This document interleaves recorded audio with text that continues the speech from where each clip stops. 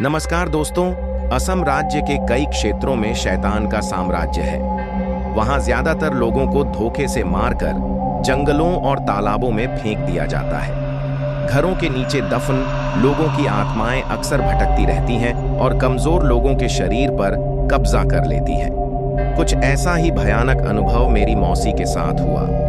यह बात तब की है जब मेरी मौसी को बेटा पैदा हुआ था और प्रसव के बाद उनका शरीर काफी दुर्बल और कमजोर हो गया था। उन दिनों प्रसव घर में किया जाता था। घरेलू इलाजों को औरतों के प्रसव के लिए इस्तेमाल किया जाता।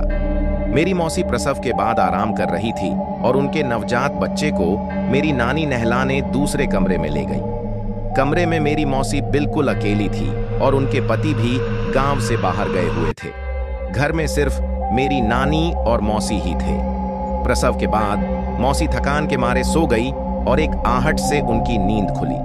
उन्होंने सामने की खिड़की से एक काला साया कमरे में आते हुए देखा। उस काले साये के बाल हवा में लहरा रहे थे और उसकी आकृति बहुत ही भयानक थी। वो अपने हाथ मौसी के गले की तरफ बढ़ा रहा था। इतने में मौसी जोर से चीखी और नानी वहां पहुंच गई। मौसी ने सारा किस्सा बताया तो नानी ने गौर किया कि उनके सिरहाने कोई चाकू या हाथ में कोई रक्षा धागा नहीं बंधा है। फिर नानी ने मौसी के हाथ में हींग और सरसों के दाने काले कपड़े में लपेटकर बांध दिए और उनके बच्चे के हाथ में भी बांध दिए। मौसी के पूछने पर नानी ने बताया कि अक्सर ऐसे काले साए कमजोर या दुर्बल शरीर में प्रवेश करते हैं और अपनी अधूरी इच्छाओं को पूरा करते हैं। प्रसव के बाद नानी मौसी के पास सुरक्षा धागा और सिरहाने चाकू रखना भूल गई थी। इसीलिए मौसी को उस काले साए का सामना करना पड़ा। कुछ खतरे इतनी आसानी से नहीं टलते। नानी को आधी रात को घर के पीछे से किसी के रोने की आवाज आ रही थी और जब उन्होंने देखा तो एक काला साया वहां खड़ा था। नानी ने जोर से चिल्ला के पूछा, आखिर तुम हो कौन? क्यों हमारे पीछे पड़े हो? काले साए ने डरावनी आवाज में जवाब दिया, ये घर मेरा है, चले जाओ यहां से, वरना तुम्हारा परिवार भी मारा जाएगा। नानी उस वाक्य से बहुत डर गई थी क्योंकि अब घर में एक नवजात बच्चे को भी उस काले साए से खतरा था। अगले दिन नानी ने एक पंडित को घर बुला के सारा किस्सा सुनाया और पंडित जब घर के पीछे गए तो उन्होंने काली शक्तियों को महसूस किया। पंडित ने सारा मुआयना करके कहा, इस इलाके में जितने भी घर बने हुए हैं उन सब के नीचे कई लाशें दफन हैं।